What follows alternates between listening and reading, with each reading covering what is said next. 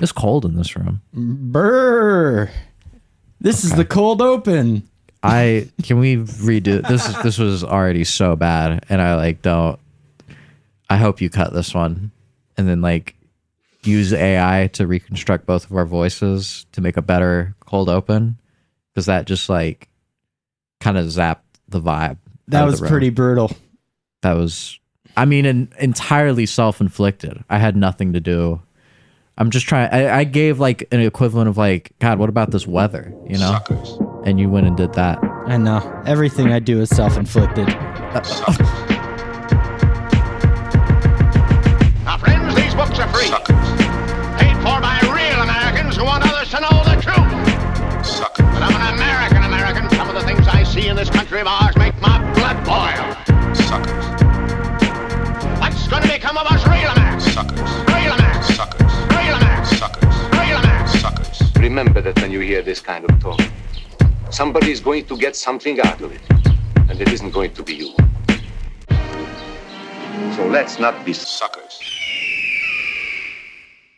Man, it's hot in here. No. This is the hot open. Okay, Tom. If this is the one that is kept, Tom just did the worst cold open a minute ago that I presume he is not keeping, and that had to do with a cold. I'm keeping open. it. And now the it's a people warm. deserve. This is worse. I honestly didn't think it could get worse, and you proved me wrong. You have that under your belt, at least. Well, thank you. Proved me wrong somewhere. Look, I just want in my all-seeing the listeners to see us in our uncut, raw form. No. Well, when are we gonna hold the the viewer poll to see who's uncut and who's cut? Oh, I'm cut. I'm absolutely cut. Are you natty or juice, bro? I'm Jake Paul. Okay. Cut it. Cut it. All right. Well, this is our final episode in which we are analyzing fascism. We've talked about the history, about where fascism comes from. We've talked about different analyses, and we're going to be talking about more. And we're going to talk about even more. And then we will be moving on to the podcast proper. Hell yeah. We're gonna hopefully start with what was it?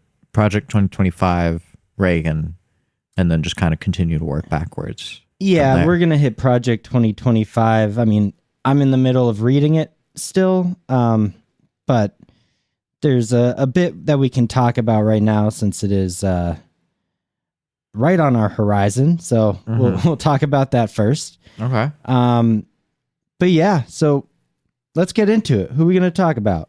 So today we're going to be talking about, or for the beginning, we're going to be talking about Robert Paxton, and then we'll be getting into H.G. Wells and Umberto Eco. But all right. Robert Paxton, a famous professor on fascist history and fascist movements, particularly in their beginning, wrote The Anatomy of Fascism, as well as a couple of other books, and he's actually still around. He's just a very old guy now. I'll read this little list here. I'll read this first paragraph here that I have, very general overview of what he thinks it is, and then we'll get into the list that he's got. He won't be the only one with a list of characteristics. So he first writes, this is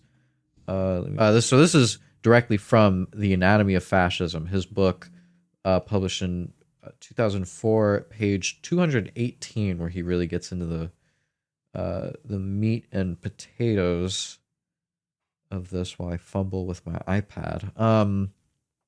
He writes, fascism may be defined as a form of political behavior marked by obsessive preoccupation with community decline, humiliation, or victimhood, and by compensatory cults of unity, energy, and purity, in which a mass-based party of committed nationalist militants working in uneasy but effective collaboration with traditional elites abandons democratic liberties and pursues with redemptive violence and without ethical or legal restraints, goals of internal cleansing and external expansion.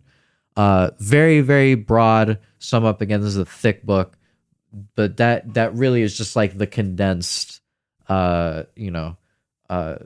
definition that he's got worked out there, which again is kind of Sorry. again, it's just kind of a repeat of what we've heard. They cut through the bullshit. They work. They collaborate with people that are traditionally the leaders of the status quo, that they're not really sure if they like it, but they like the power, so they'll make amends. They'll try and meet them in the middle, and eventually come to regret it. But usually by that time, it's a little too late. Right. And I think the one thing that stuck out to me was the victimhood part. Oh, yeah. You often hear Republicans now say, these liberals are just all snowflakes. Really look at Republicans right now. Mm-hmm. Those are the snowflakes. Yeah. With any sort of in-depth analysis, not even in-depth, if you just look at our history of America and the white supremacy within it, and you call it out, they immediately get defensive and go, well, no, that wasn't me. I didn't personally do that. And it's like, you are acting like a snowflake. And we like to say, truth note. We like to say that every accusation from a fascist is a projection. Right. And what they're doing is calling liberals, and Democrats, I think there are some Democrats who have looked at the history of oppression in America and understand the white supremacy involved. And just... It's usually the conclusion that they come to as to what you should do to remedy that, where it gets kind of muddled. But just by calling it out, Republicans get all, They get so conflicted. And up in arms about it. They get in their feelings. Bro. You guys are the snowflakes. Like, you can't take some general criticism. You can't look at yourself in the mirror and understand how you benefit from the system of 400 years of oppression against black people and indigenous people and women and transgender people. And, you just can't take it. So you have to react to it because you are the snowflakes. Right. They're the victim. They're the victims. And I think that quote, just the victimization that he talks about, I think is really important. Yeah. And he continues, he's got this list a little bit further. I think this is one of the last chapters in the book, if I'm not mistaken, where I get a good bit of this. But he writes, I believe that the ideas that underlie fascist actions are best deduced from those actions, for some of them remain unstated and implicit in fascist public language. Many of them belong more to the realm of visceral feelings than to the realm of reasoned propositions. In chapter 2, I called them mobilizing passions, and he lists them here. 1. A sense of overwhelming crisis beyond the reach of any traditional solutions. 2. The primacy of the group, toward which one has duties superior to every right, whether individual or universal, and the subordination of the individual to it. 3.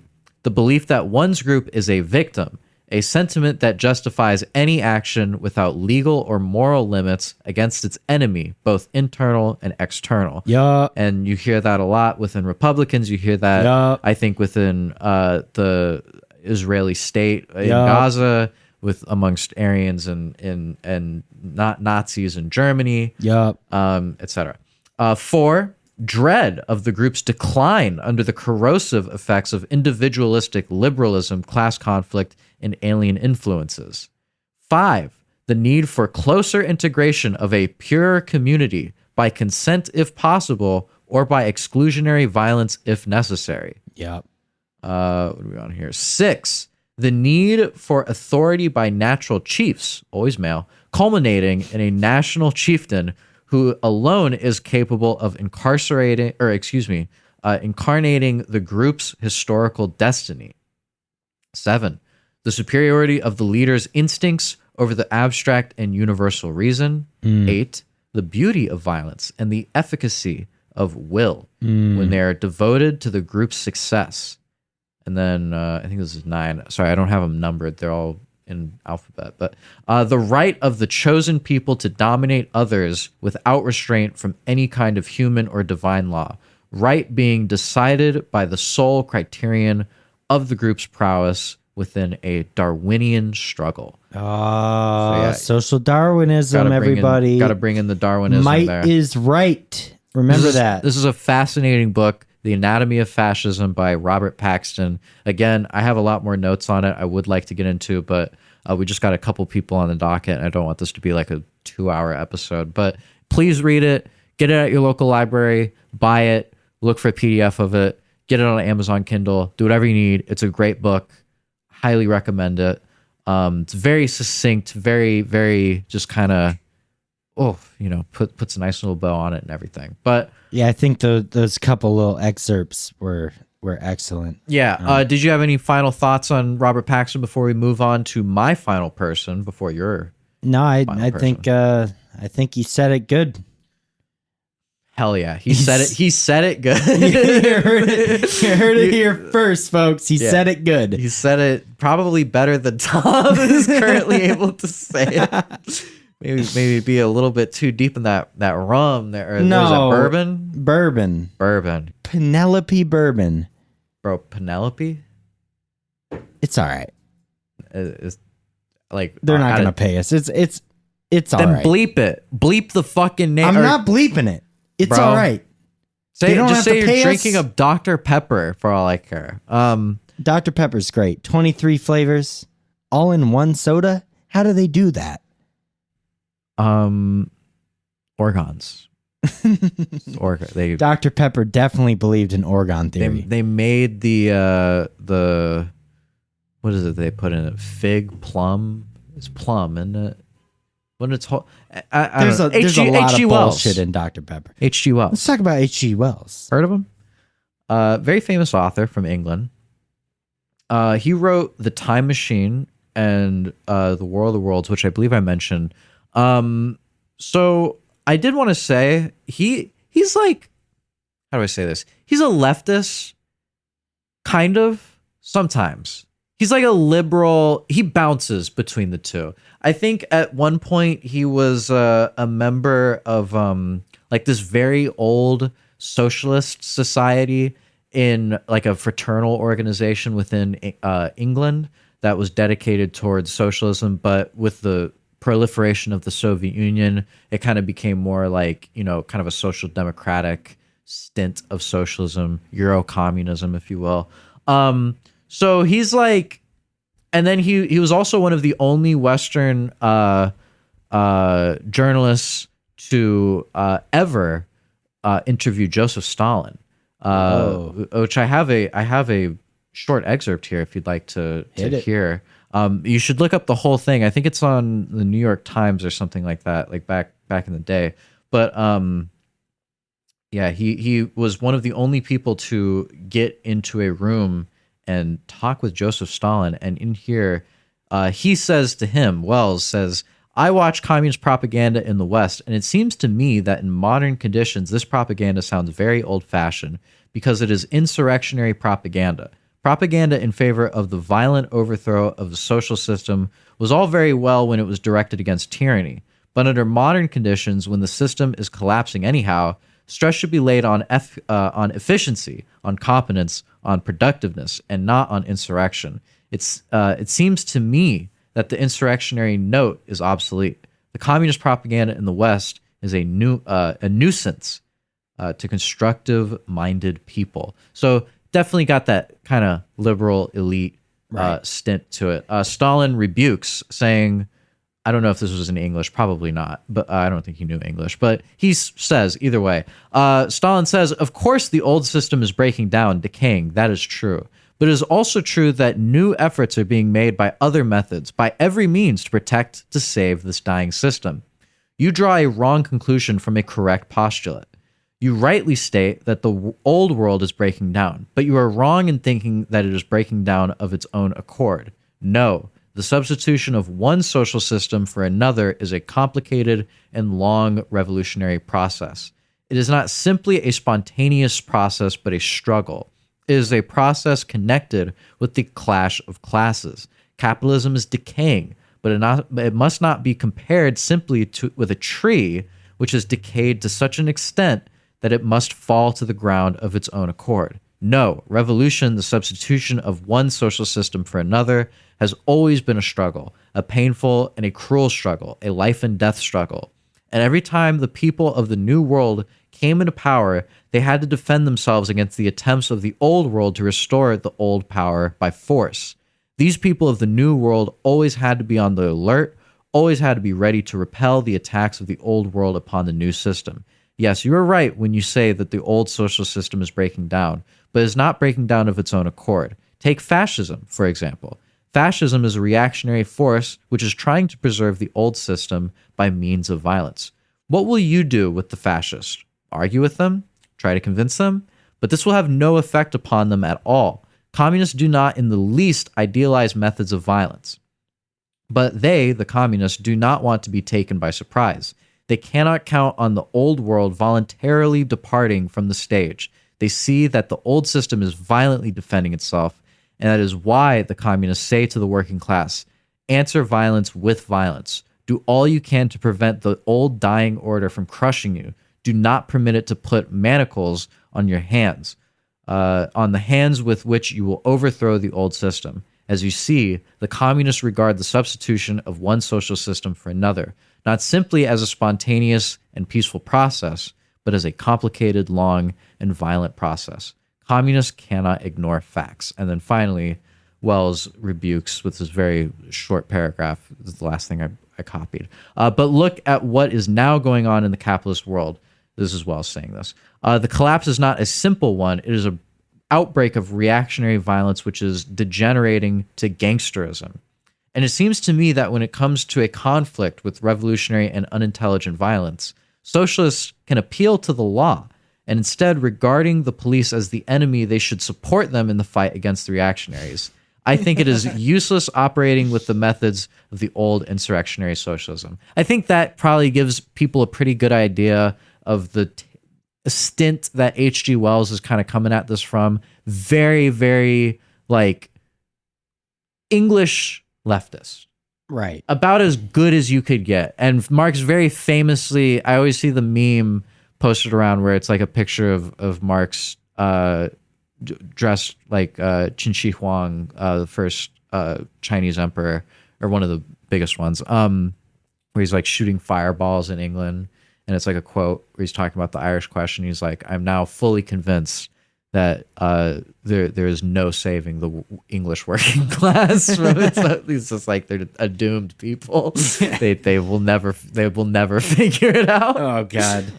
But I think yeah. what the thing with like what Stalin was saying, I mean, you can't ask the oppressors to just give up power. Yeah, H.G. Wells is definitely coming at it with like a hippie idea where you walk up to the guy pointing a gun at you and put a flower in the barrel of the gun and be like, Right. see, I'm friendly. See, yeah. Don't you want to work with me? I believe it was Lenin who said that, you know, if we could have had revolution peacefully, we would have.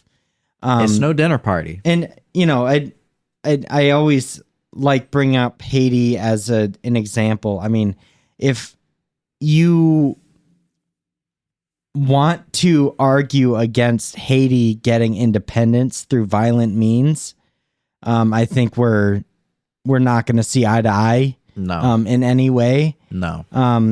I don't. The thing is that Haiti got their independence through violence. I mean, you read Frantz Fanon if you want, you know, someone to explain it to you better than I will. Right, the justification of violence by a colonized people in response to oppression, how it is inherently different than when the oppressor is doing it. There's definitely a difference in relationship to violence. I think.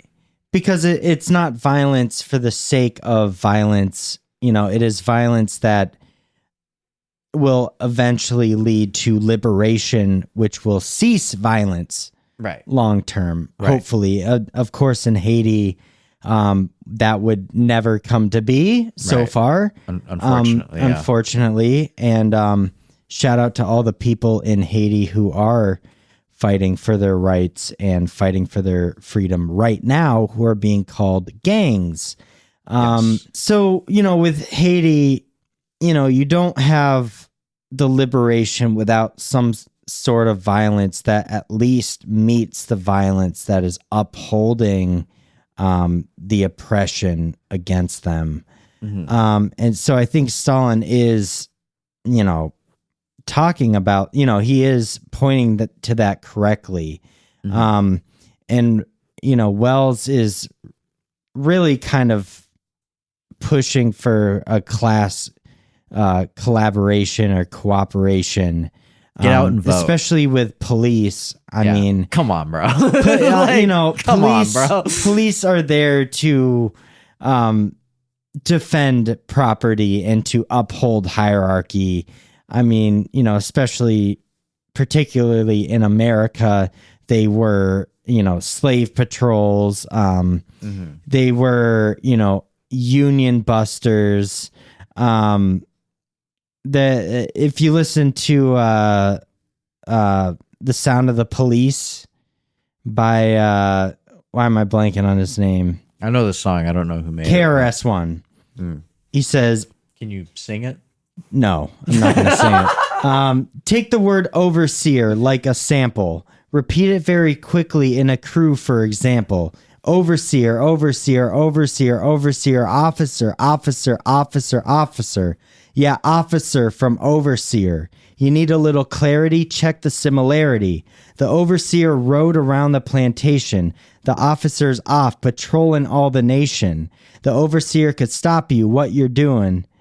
The officer will pull you over just when he's pursuing. The overseer had the right to get ill, and if you fought back, the overseer had the right to kill. The officer has the right to arrest, and if you fight back, they put a hole in your chest. I think he does a very good job of pointing out the similarity between overseers and officers.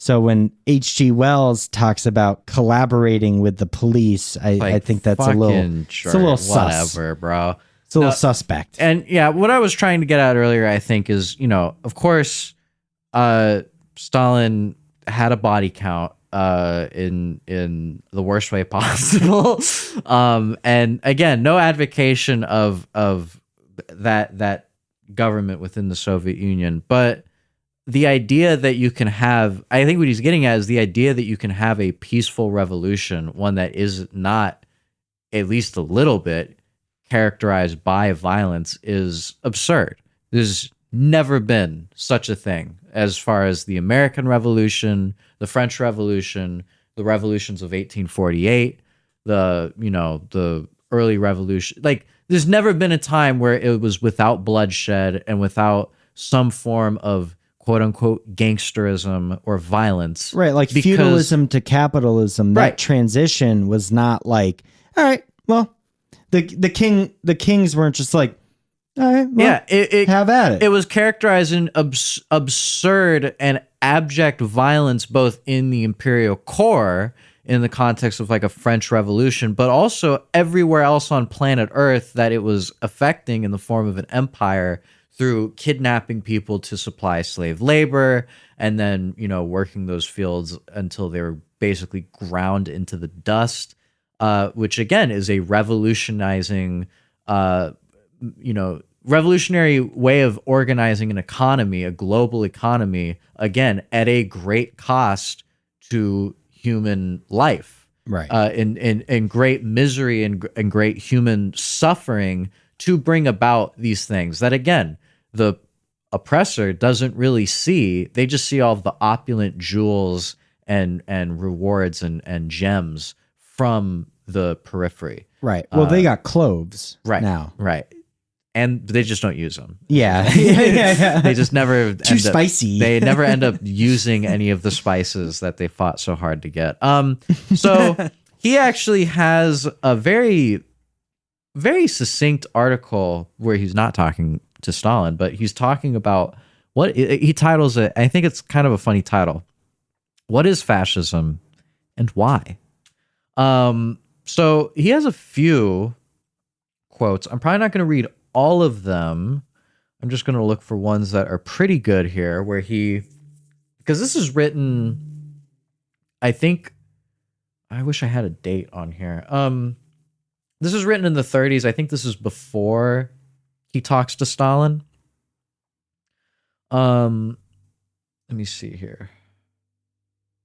Okay, I'll read the first two. So he writes, and this is, what is fascism and why? H.G. Wells writes, no doubt that under its present name and as an organization, fascism from its very beginning has been most intimately associated with Mussolini. But though it has kept its name and its leader, it has changed its nature very completely since its appearance 7 years ago. Beginning as something of a novelty, it has abandoned every novel pretension it ever made. The reality that has now taken on the name of the organization of fascism was fully vocal in Italy before the war, and its spiritual father is D'Annunzio. It was active and armed for the Fiume raid, or is it just Fiume? While Mussolini was still encouraging crowds to loot shops and preaching the railways for the railwaymen and land for the peasants. But its strength lay not in its ideas, but in its ability with which it was organized. It set about its work from the beginning with a melodramatic picturesqueness that seized upon adolescent imaginations. It was aggressive, adventurous, quarrelsome, and implicable after the heart of the youth. It was, in a word, a great lark. But it put the rampant Italian futurists into a uniform and taught them a Roman salute. It developed a feud with the Socialists and the Populist Party. It grasped an immense opportunity at the municipal elections of 1920 when it supported and in return had the connivance, I'll just pretend like I said that right, of the Giolotti ministry. It supplied convenient bands of young roughs to intimidate electors. It got arms in some secret but effective fashion, and a properly instructed police dealt with it in a spirit of friendly laxity. Friendly laxity. God, he's a real wordsmith, huh? And when next year it had become an actual party represented in the chamber, it turned against its foster father, Giolitti, which served that venerable statesman right. Basically, he's saying that this ideology uniquely sprang up, again, as everybody's talking about, at a time when leftist organizing is there, it's happening, but it's very weak, it's very impotent, and these fascists they're able to call out problems that people are having within society. It's just the solutions that they have in place for them and the structure that they suddenly give these people who felt like they were just kind of drifting. That is what is appealing to it. It has changed in so many different ways, but it gives people some sense of order and purpose, a role to fill in life that they throw the full weight behind it. Okay, I'm going to read these I have quite a few paragraphs, but again, we're going over quite a bit, so I'm going to wrap it up a little bit. But these last two paragraphs, especially the last one, I think will be very telling. But the second to last here that I have written, he writes in the same article, this fascist mind demands workers who work with pride and passion and accept what is given to them cheerfully. Soldiers eager for the prospect of death, priests who are saints without question, and teachers who teach but one lesson, Italy. It can face no doubts nor qualifications. It sees taking thought in the light of treason, discussion as weakness, and the plainest warnings of danger as antagonisms to be beaten into silence and altogether overcome. So long as Mussolini sings its song, it will lavish upon him a medieval loyalty. Should he by some miracle be smitten with intelligence and self-criticism, it would sweep him away its honesty as a movement in general, and disregarding the manifest cynicism and commercialism of some of its older leaders, is indisputable. Mussolini, before the cameraman as hero, is the caricature portrait of young Italy before the world as a hero. So essentially detailing that Mussolini, being the figurehead of this movement, he is embodying the Italian culture, the Italian spirit, and I kind of interpret it in a way as like the argument where if you killed baby Hitler, somebody else would have just sprang up to fill that role, because that was just kind of the way that society was really rearing to go to. Yeah, I mean, You know what I mean? I tend to reject the great man of history ideas that, you know, a lot of these quote unquote great men of history that spring up are really just kind of the figureheads of movements that have already existed, and it's kind of the tides of culture. And, you know, had, you know, Tesla not invented the light bulb, I'm sure some other dude would have come along and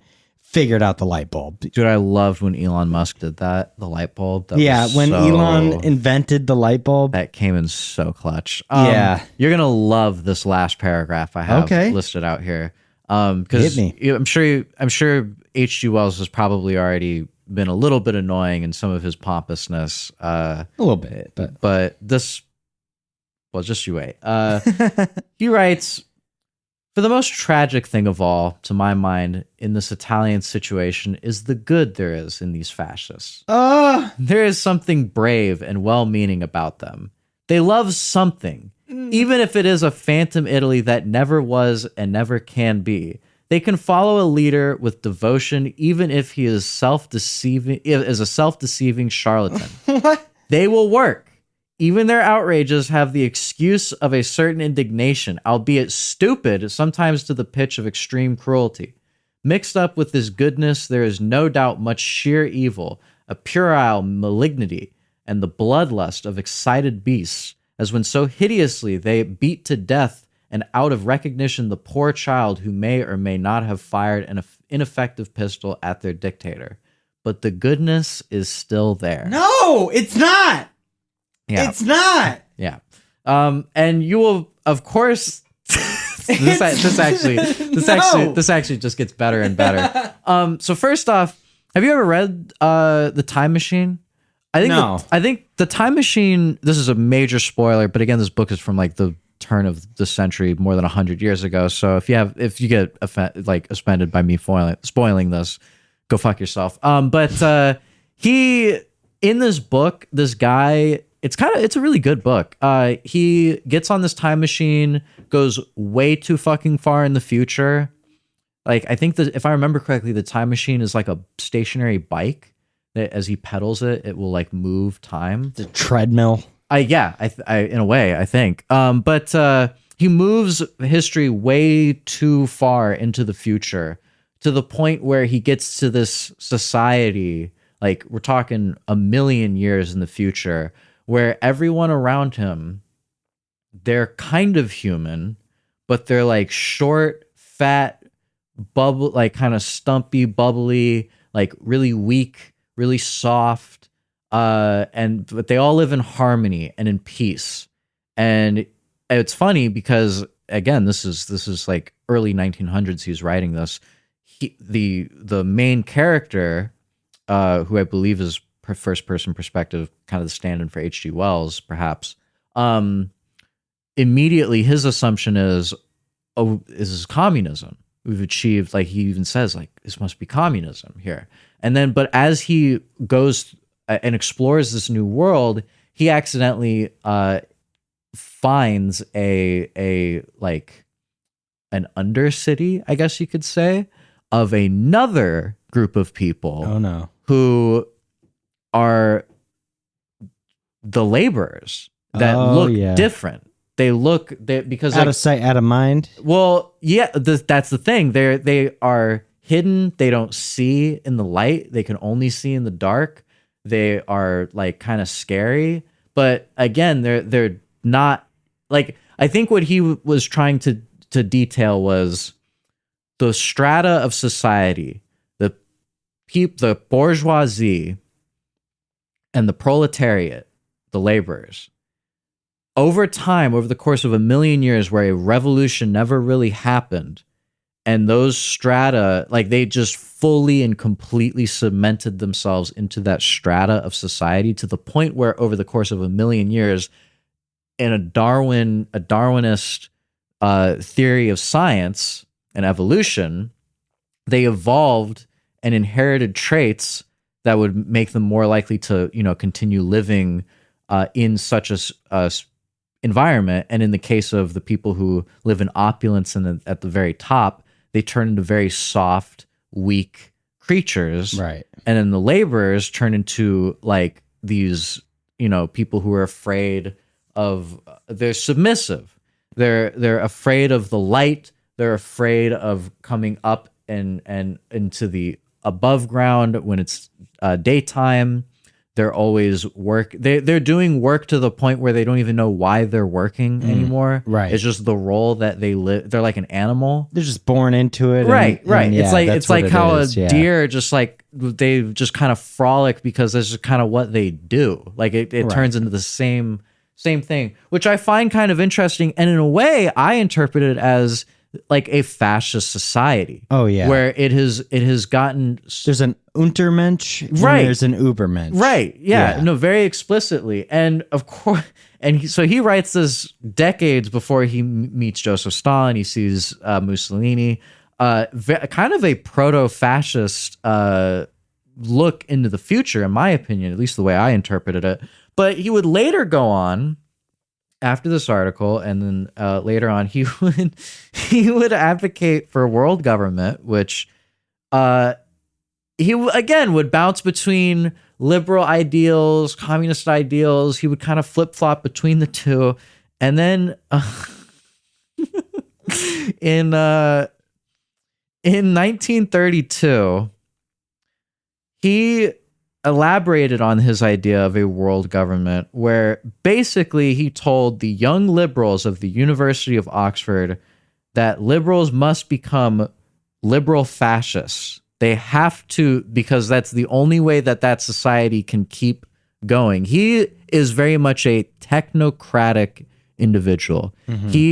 And I think he exemplifies that in his writing of The Time Machine, where you allow society to be ruled by an elite group of individuals who really just kind of know. They're so smart and they're so talented in the specific things that they studied. It's very liberal elitism. It's very much like... It's like the Elon Musk kind of guy, right? Where you have a whole new department of the government. You need an IQ test to be able to rule. Right. And you need to, like, it kind of positions itself as meritocracy, but in reality, it is, I think I know better than you because I went to school to study this. I went to Yale. And you just work the machines. You don't really know what you're talking about or any of the struggles that you go through. I do, because I studied this in a school, and therefore that gives me the divine right, well, not divine right, but that gives me the right to administer society in the way that I think it would operate best because I'm so much smarter. Right. Like, it's definitely at least the idea I was getting from that. And then, of course, when Britain enters the war, he you never really hear him talk about that anymore. Again. Yeah.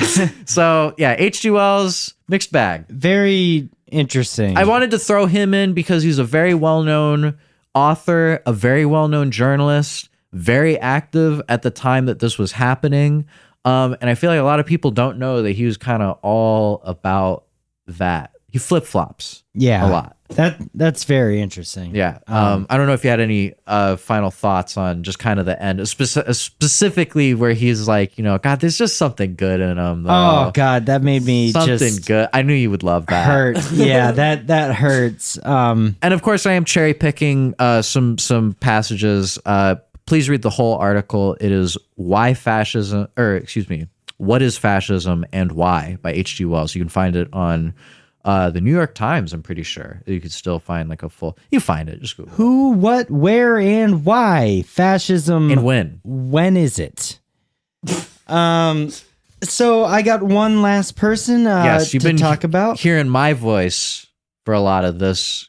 You've been hearing doozy of an Tom's episode. silky, Barry White-like voice for so long. And now you're about to hear Tom's Betty White like voice. You know? Exactly. I'm going to talk a little bit about Umberto Eco in his essay called Ur-Fascism. This is definitely a very famous one. I was just looking at like a post somewhere where somebody was asking like, well, what is a fascist? And a lot of the people in the comments were directly citing this, which we were just talking about this a little bit before where we'll get into it, but it seems to be more an analyzing symptoms of the disease rather than causes. Right, exactly. Yeah, it doesn't really explain how fascism comes into power, how it, grips the how it takes over the unions and, kind of suppresses all workers and he's kind of like a tornado watcher where he just tells you things to look out for to evacuate. Right. When you start to see. And I will say it is very helpful, especially, without some sort of class lens, like just identifying kind of those red flags that pop up in a lot of fascist literature and ideology. And just to get out of the way, can you describe a little bit about who Umberto Eco is, what he's known, or outside of this, what he's known for? Yeah, he's like a Italian medievalist. He's very interested in medieval times. He was a philosopher, semiotician, which is like a kind of the study of symbols and symbology. That's not real. Is now. He's got a famous book, I believe, like a fictional book about medieval. Do you know what I'm talking about? It's like something about roses. Well, there's the Name of the Rose. Is that what the name of the? That's what it is. Court of Rose is probably something else. Yeah, Name of the Rose. That's like a semiotic type book about like symbolism. It's an Umberto Eco. From what I understand, I haven't read it personally. He is also, a novelist, cultural critic, political and social commentator. He seems a bit center left to me. I mean, he's an intellectual. I see Ur-Fascism pop up on a lot of like anarchist websites and stuff. Mm-hmm. Ur-Fascism, the being this guy eternal. This guy was bread tube before there was a bread tube. Yeah, you know what that is? No. Okay, well, some of the listeners will know, so we'll talk about it later. Shout out to all the listeners who know what that is, because I do not. Kind of a young head joint. Just a young head joint. Yeah. He has this idea of Ur-Fascism or eternal fascism, similar to what you were saying earlier about, was it Paxton that was saying that fascism has always existed? Umberto Eco would definitely agree with that. So he kind of talks about how fascism kind of always changes. Like it may have, different fascist movements may have different things in common with each other. There is a paragraph here I could read. It is a little confusing, and it's go for it, bro. In a verbal setting. I'll go for it. I definitely recommend reading it so you can visualize, because it might be a little weird here. But he says, there is only one Nazism. We cannot label Franco's hyper-Catholic phalangism as Nazism, since Nazism is fundamentally pagan, polytheistic, and anti-Christian. But the fascist game can be played in many forms, and the name of the game does not change. The notion of fascism is not unlike Wittgenstein's notion of a game. A game can either be competitive or not. It can require some special skill or none. It can or cannot involve money, games are different activities that display only some family resemblance, as Wittgenstein put it. Consider the following sequence. And this is where it gets a little confusing over an audio format. It shows one, like the group 1, the group 2, the group 3, and the group 4. The group 1 being ABC, the group 2 being BCD, which only shares the B and C and has an extra feature of D. Group 3 being CDE, and that shares from group 2. C and D doesn't share B, adds an E, so on and so forth. So it shares. Will this be on the test? Yeah, this will not be on the test. Okay. So that's the part that gets a little weird. I recommend looking up this text. He goes on, suppose there is a series of political groups in which group 1 is characterized by a feature ABC, group 2 by the features BCD, and so on. Group 2 is similar to group 1 since they have 2 features in common. For the same reasons, 3 is similar to 2 and 4 is similar to 3. Notice that 3 is also similar to 1. They have in common the feature of C. The most curious case is presented by 4, obviously similar to 3 and 2, but with no feature in common with 1. However, owing to the uninterrupted series of decreasing similarities between 1 and 4, there remains, by a sort of illusory transitivity, a family resemblance between 4 and 1. So he's saying that fascism, while one group, while 1, 2, and 3 may all have one similar element of some sort, and 4 has similar elements to the other 2, but not the first one, it has some sort of resemblance to it that is not the same, but similar and kind of in the same family. Like, basketball versus soccer. Right. Might have some resemblances, or like, what's the one with the ice? Curling? Curling. Like curling to basketball. They're both games. But it's about where the similarities there's no ball, end. Yeah. There's no hoop, but they're both games, and you can both classify them in the same family of games, sports. He goes on by saying fascism became an all-purpose term because one can eliminate from a fascist regime one or more features, and it will still be recognizable as fascism, as fascist. Take away imperialism from fascism, and you still have Franco and Salazar. Take away colonialism, and you still have Balkan fascism of the Ustashis. Add to side note, Ustazi. Ustazi. Yeah. Or wait, no, that's I think just Stasi. Ustashi. You were probably right. I don't know. Okay. I'm stupid and drunk. I don't know. I'm also stupid and drunk. Add to the Italian fascism a radical anti-capitalism, which never much fascinated Mussolini, and you have Ezra Pound, which we mentioned earlier. Add a cult of Celtic mythology and the Grail mysticism, completely alien to official fascism, and you have one of the most respected fascist gurus, Julius Evola. So essentially, it becomes a kind of umbrella term for something that is very hard to identify. Right. But it has similar elements in a lot of ways. And his characteristics of fascism that he puts forth, he prefaces by saying, these characteristics cannot be regimented into a system. Many are mutually exclusive and are typical of other forms of despotism or fanaticism.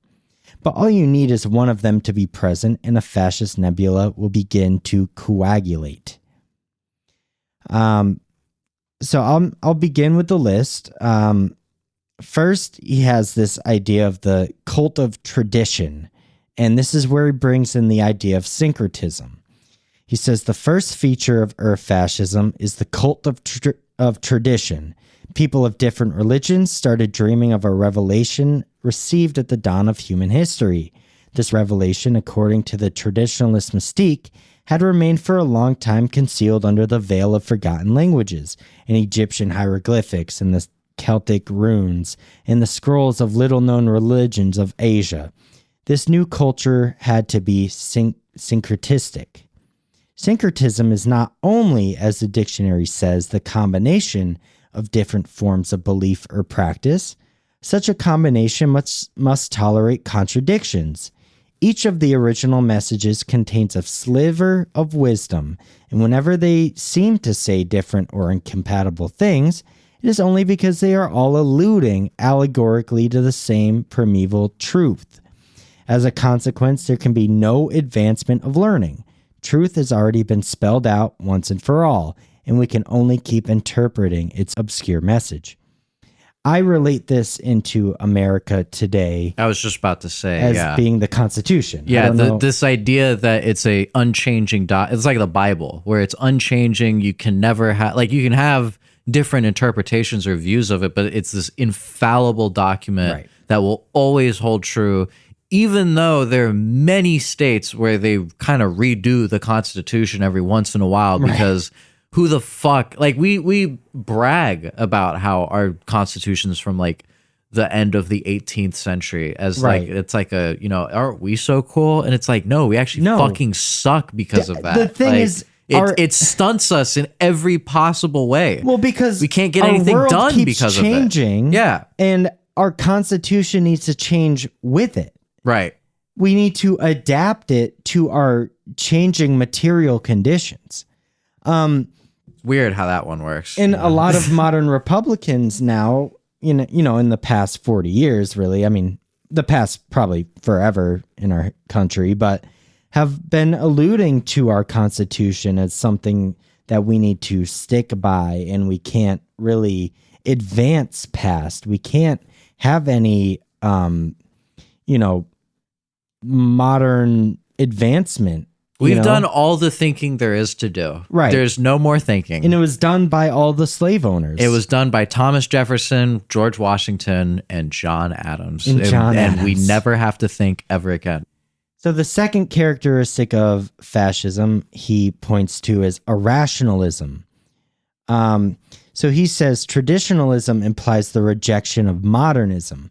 However, even though Nazism was proud of its industrial achievements, its praise of modernism was only the surface of an ideology based upon blood and earth.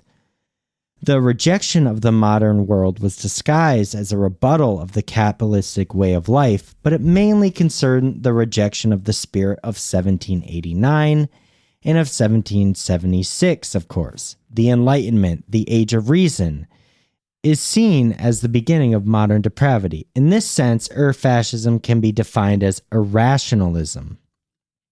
I see that popping up a lot. Yeah. In a lot of the texts that we talk about, specifically when we will talk about the book Imperium by Francis Parker Yockey. He says that this book marks the end of rationalism. And he was a Nazi collaborator, an American Nazi collaborator, and would spend the rest of his life in prison post-World War II after being caught with a bunch of fake passports and IDs. I hate when that happens to me. Yeah. They just had me in last week for that reason alone. Yeah, that's never good. They don't like the multiple passports. That seems to tick them off. They do not. Number 3 of the characteristics of fascism, he says, is the cult of action. And irrationalism also depends on the cult of action for action's sake. And you hear this a lot with Mussolini talking about action. Action being beautiful in itself, it must be taken before or without any previous reflection. Thinking is a form of emasculation.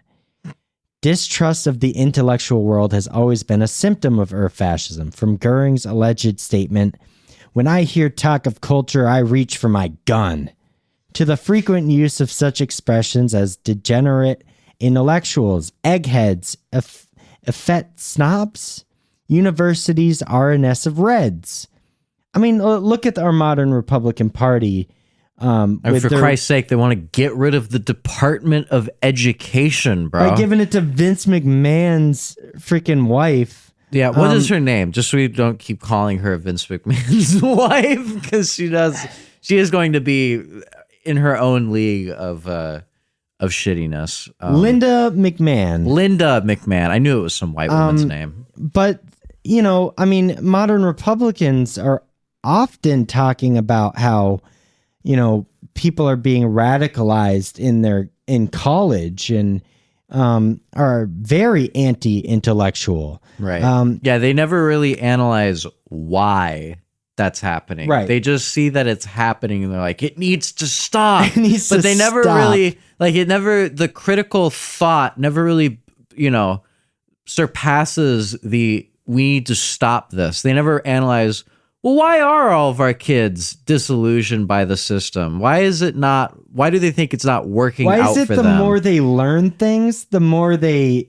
don't like the status quo? The status quo. Isn't that weird? We should stop it because I love the status quo. It doesn't, I don't get the thought. Well, I do get the thought process. It's a fascist thought process. Right. But, Very odd. So number 4, no syncretic faith can withstand analytical criticism. The critical spirit makes distinctions, and to distinguish is a sign of modernism. In modern culture, the scientific community praises disagreement as a way to improve knowledge. For Ur-Fascism, disagreement is treason. I hate modernism. Right. I feel like I see that on Twitter every other week.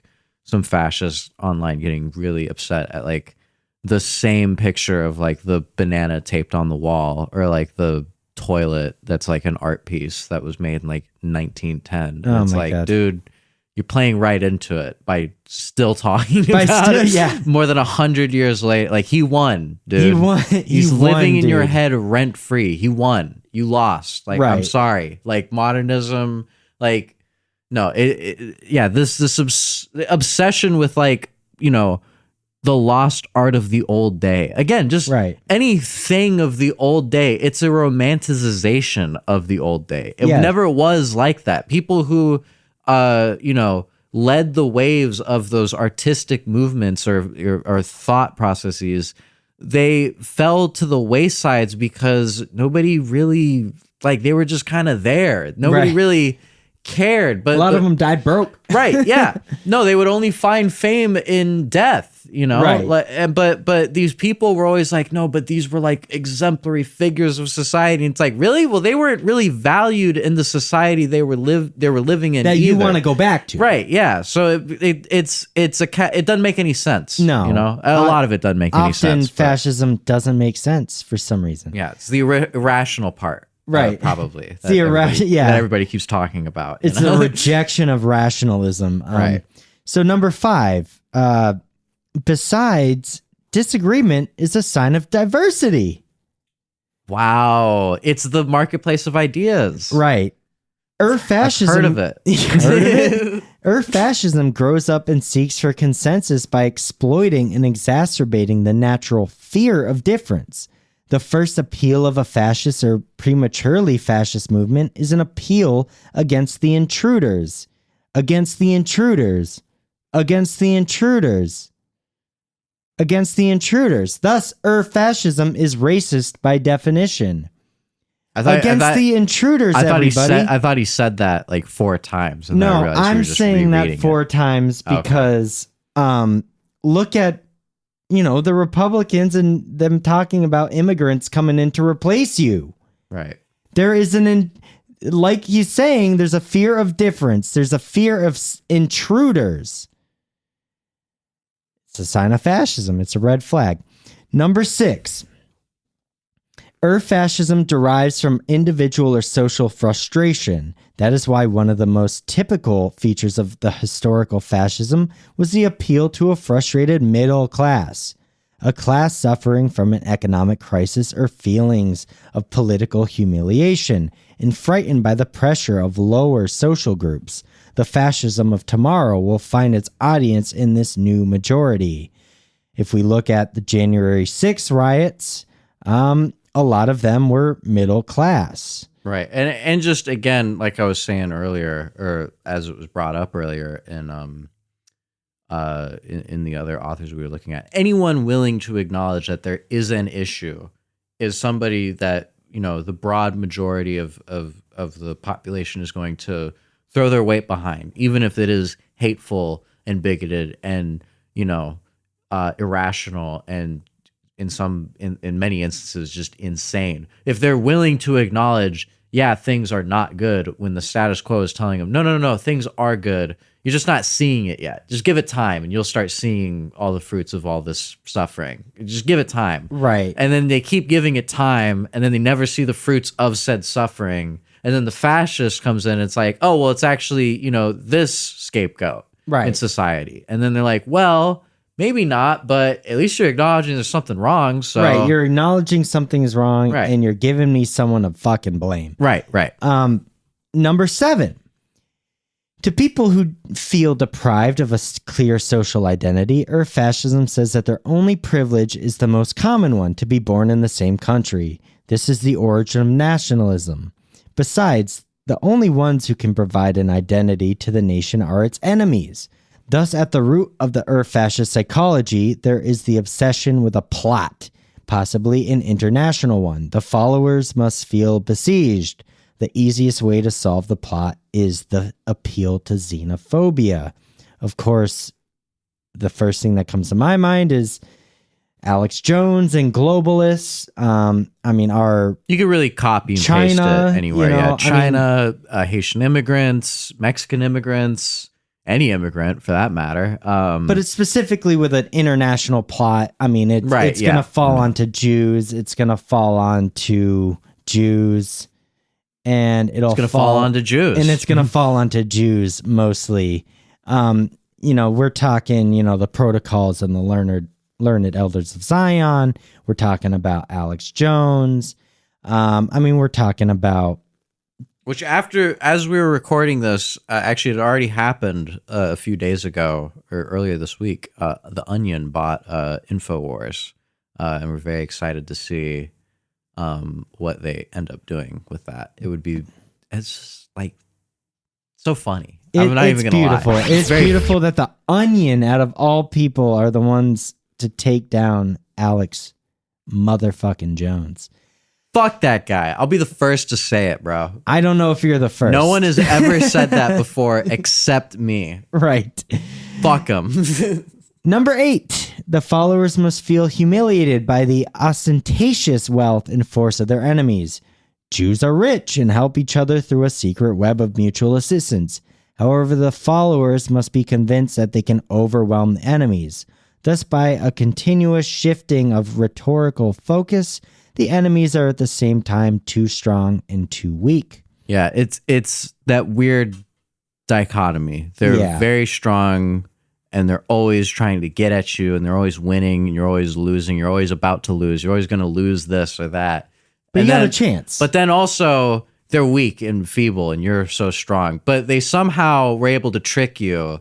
And like, it just doesn't make any sense when you really, really, really start to think about it. Right.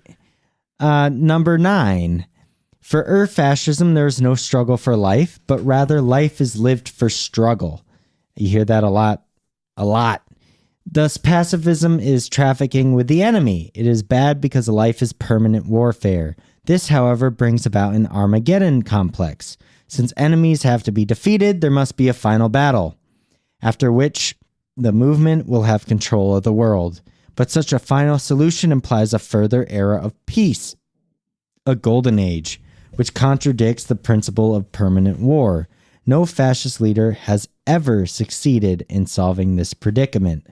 And a lot of the texts we're going to talk about, there is this idea of a battle between good and evil. There is no gray area. We'll talk about George Lincoln Rockwell specifically being like because he went to Brown University and they were, he was like, they keep talking about this gray area and, there is no gray area. They're just ignoring the black and the white that exists. And they refuse to admit the fact that life is a little bit more complicated than their just black and white thinking. And when you put something as just explicitly evil, it gives you whatever, extra legal right it is to just do whatever you want to them. It's like when Republicans call whoever they don't like pedophiles. Right.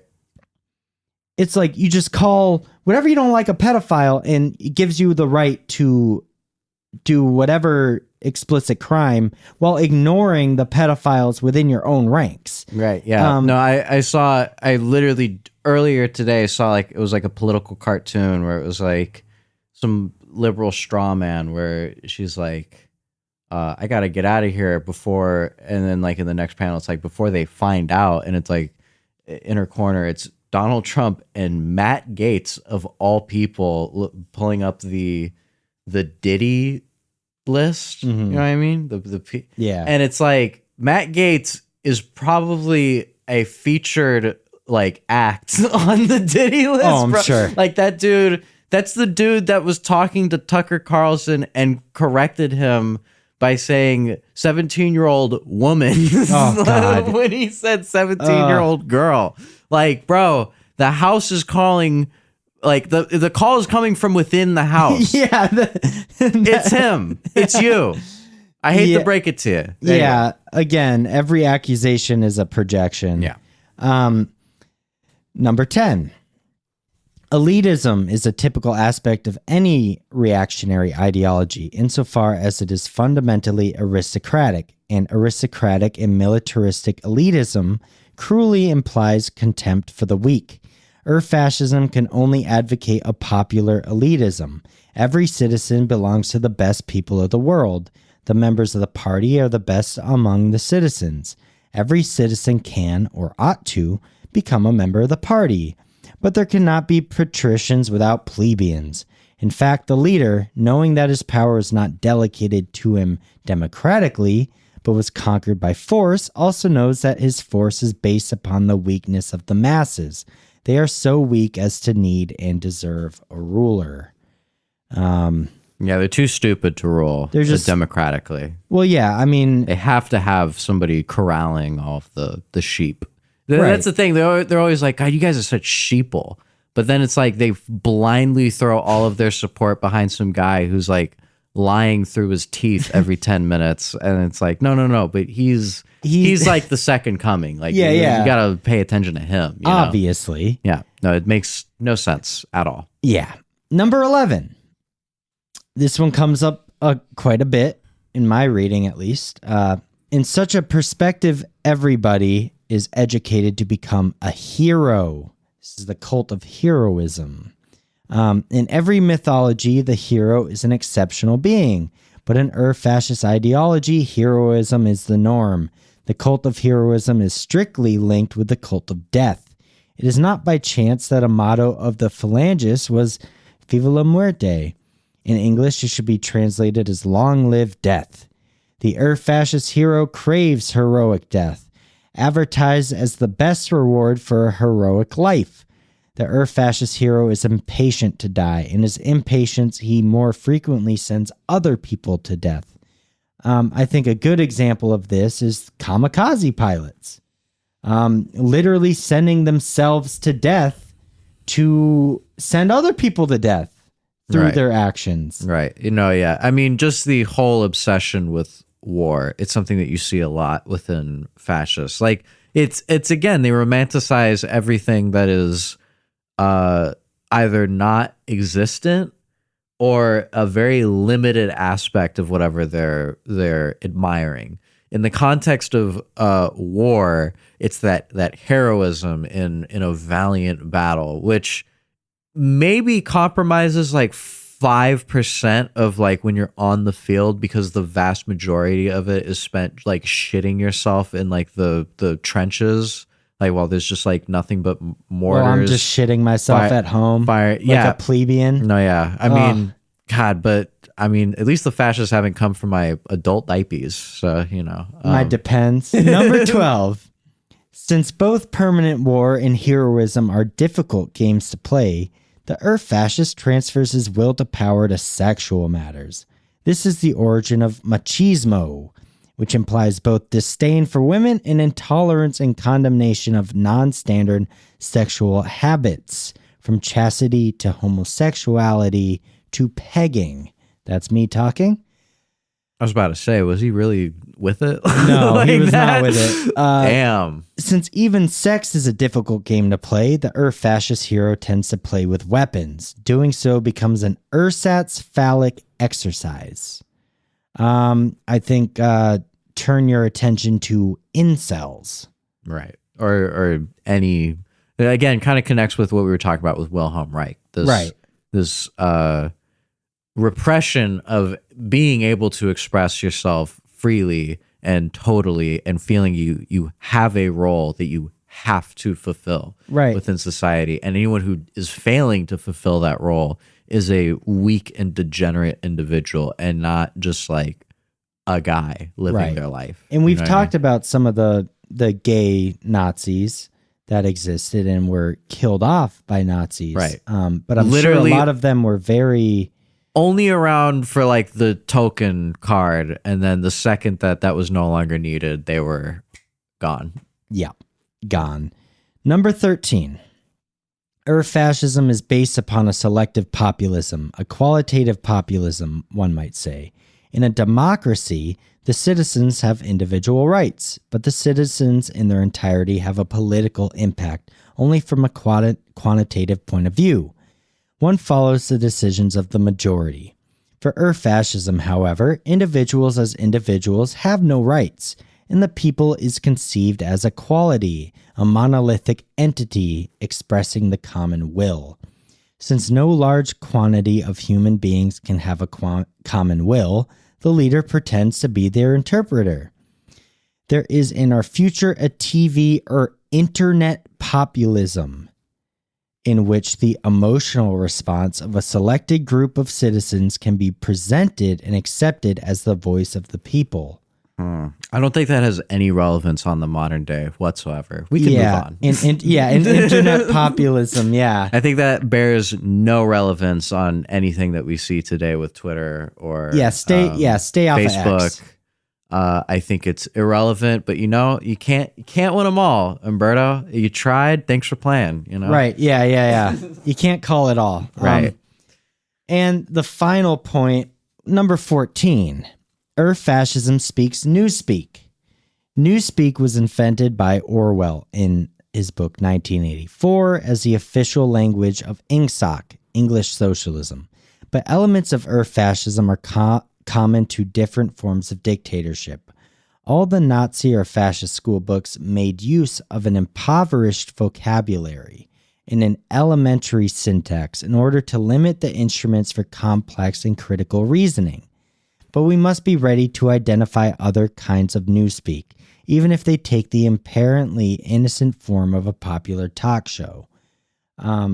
With that, I think that is incredibly relevant in modern America, as specifically the tactically using education, or rather lack thereof of education, as a weapon against the populace to not be able to even question what is happening to them. I was talking about this with a couple of people yesterday.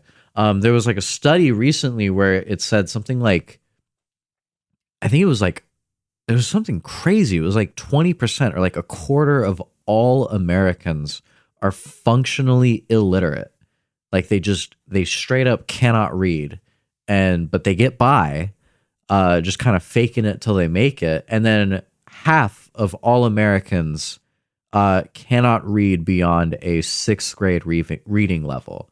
So, and I think in America, purposefully defunding education, attacking things like critical race theory, anything that actually critically thinks about, requires any kind of critical thinking other than America's the best, we've always been the best, we're still doing the best. America, fuck yeah. And don't question it. Like anything outside of that purview is seen as like, Marxist, evil Satanist ideology that needs to be routed out, like the part of the swamp that needs to be drained within American intellectual culture. Where in reality, I think this is an explicit tactic on the part of the American federal government and largely the state governments, in which they attack education and critical thought and critical reasoning. Because when you start to think critically about the status quo, when you start to think critically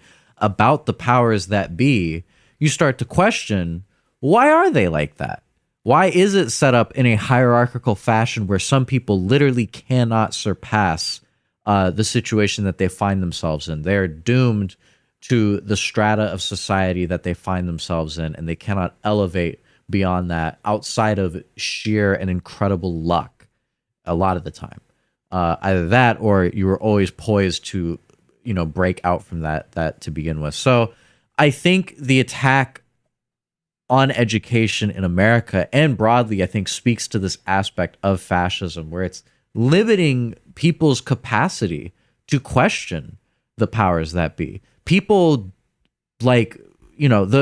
usually the biggest argument against American capitalism is socialism and communism. That's usually like a logical, you have one on this end and then this on the other. But so many people don't even know what the fuck those words mean. Right. Where but they know that they're evil. So the second that they hear them, they immediately turn into wild animals, where they're just like the mere mention of it is enough to put a bad taste in people's mouth. Like they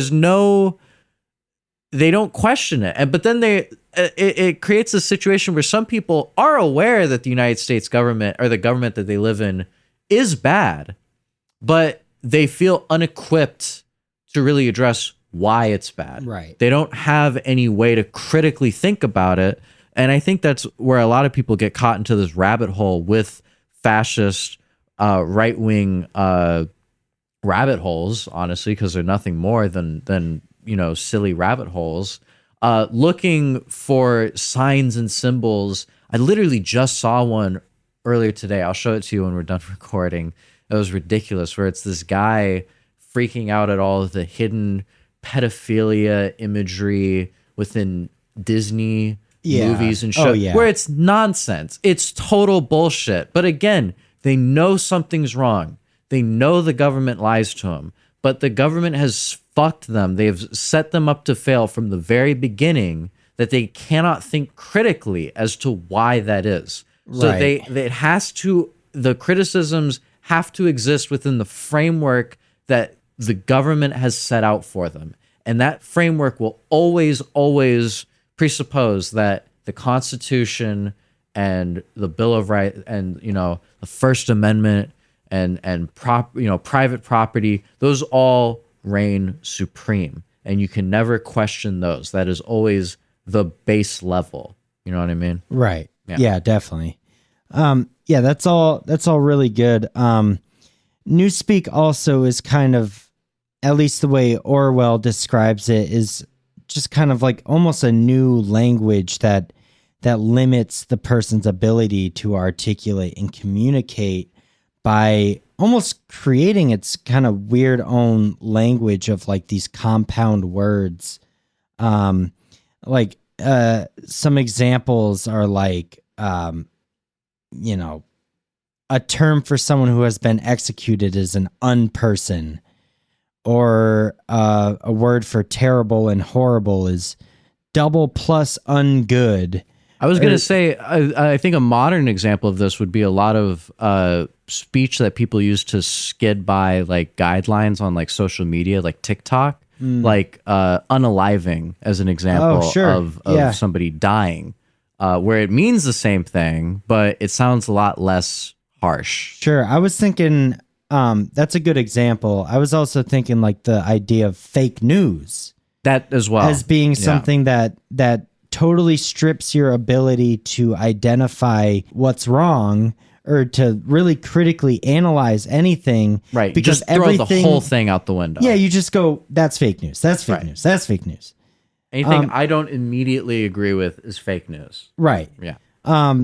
I think it does hold a lot of relevance just with, the undereducation of the American people and just replacing our ability to understand anything with just these stupid phrases that really mean nothing and don't teach us anything, and just kind of, I think it also can include the watering down of words, without a doubt, like socialism and communism within American society, fascism, even. but also liberty and democracy, like freedom and freedom. We say that we are in countries to support these things, and then you ask, well, what are they not free to do, or what are they not like? What liberties are they lacking? And then usually the answer is, well, they're not giving us money, so they can't nationalize their resources. Because how am I going to make some money off of that? Right. I can't. So we need. They're lacking in the liberty department. Absolutely. So in closing, those are the kind of 14 things that he points to. Definitely, those are his 14 words. No, I'm just playing. No. I'm sure we'll get to the 14 words. That's not. And in closing, ignoring that statement, he says, "We must keep alert so that the sense of these words will not be forgotten again. Ur-Fascism is still around us, sometimes in plain clothes. It would be so much easier for us if there appeared on the world scene somebody saying, 'I want to reopen Auschwitz. I want the black shirts to parade again in the Italian squares.' Life is not that simple. Ur-Fascism can come back under the most innocent of disguises, MAGA. Our duty is to uncover it and to point our finger at any of its new instances, MAGA." Weird how he wrote that twice. I know, the MAGA part, he really called it. But I think it is important. I mean, racism, fascism, even misogyny, transphobia, I mean, any sort of bigotry, any sort of reactionary ideology does not show up the same way. It doesn't show up in convenient ways where you can just point at it. It's not going to show up in a swastika anymore because they know better now. Right. It's incredibly dependent on the environment in which it arises from. In the United States, it's very much draped in a American flag with a cross. Right. At the hilt. Right. And even, in the probably the most famous American Nazi from the American Nazi Party, George Lincoln Rockwell. He himself identified people aren't responding to the swastika anymore. They're not really liking it. They're not really liking the swastika. I'm going to kind of put that away. I'm going to start talking about black people because it's resonating more. I'm going to start using the American flag. I'm going to use National Socialists instead of Nazism. He identified that it wasn't working. He morphed it to, our current, or that current society that he was living in that wasn't Nazi Germany. And because he changed it, is that not Nazism? Yes. Or wait. Yeah. But it came in a little more of plain clothes. It's like the David Dukeism of fascism. He's got a suit. Does that make him not a Nazi, even though he's a Nazi? Yes. No, I'm just going to keep saying yes to all of these. He's going to be absurd hypotheticals right now on me. But we need to point out fascism in all of its new instances. And right now it is MAGA. In 5 years, it could be something completely different. We have to keep pointing it out at, all these reactionary ideologies. We can't just say, well, there's no swastika, there's no brown shirts. I mean, what are we supposed to, it's not, we're just gonna let it come to power because we can't properly identify it, even though it's morphing. Tom, I think you're mistaken. We have to vote out fascism. That is the answer, everybody. Let's vote it out. Everybody, get out and vote. Vote blue. I know there's no election anymore because it already passed. But I'm going to continue with the empty platitudes because that's usually. I mean, you're pretty used to that if you're an American listener at this point. So just get out there and just vote like your rights depend on it. And by vote like your rights depend on it, the vote being a brick and the rights being a policeman. I am advocating to get out there and vote blue, no matter who. I am advocating throwing bricks because that's how we got our 8-hour workday, which none of us actually really get. Because we have to work a couple jobs. I do. Sucker. All right. Well, we're going to wrap it up. We've basically covered everything we were hoping to cover. We basically covered everything there is to know about fascism. There's no more. All right. It's time to wrap it up and go home. That's actually the last episode. No more. We did it. If you listen to this series up to this point, you may as well bring it in like as proof of a doctoral program, get your degree, because there's no more to know. You can sign up for our online college if you want to. We're starting a college as well. Yes, I'm hoping to turn it into a lot of money for me. It's about what, $50,000 a year? It's an 8-year program. I thought it was a day. It is $50,000 a day. For a day. And it's only a day course. Is that right? Yeah, no, that is right. But no, for real, we should, this series thus far has covered the history, the people, the analyses, but over, looking ahead, I think we mentioned earlier, but we're going to be talking about, Project 2025, Reagan and just the era of neoliberalism in America and kind of how that impacted, I guess, our relationship to government and all sorts of other fun, interesting things, how that relates to fascism. Oh, yeah. And, we'll be covering, groups like the John Birch Society, people like George Lincoln Rockwell and the American Nazi Party. We're going to be covering some Christian identity stuff, some Francis Parker Yockey. We're going to be covering quite a bit of territory, and